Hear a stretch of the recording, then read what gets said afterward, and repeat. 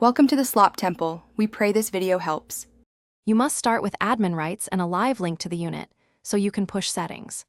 Once connected, open the unit menu or ZK Access software and navigate to User Management.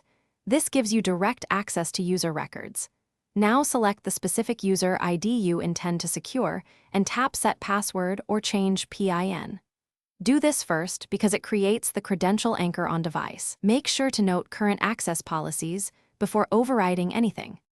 Next, decide how the password will work and why. A simple PIN is fast, while alphanumeric adds security. Choose length and complexity, set a minimum of 4 digits for PINs or a stronger string if needed, and enable expiration or retry limits to reduce risk. Once you configure those rules, apply them to the user record and push the update to the device. This ensures the device and any cloud or PC software match. Make sure to save changes so they persist across reboots. Now finish by testing.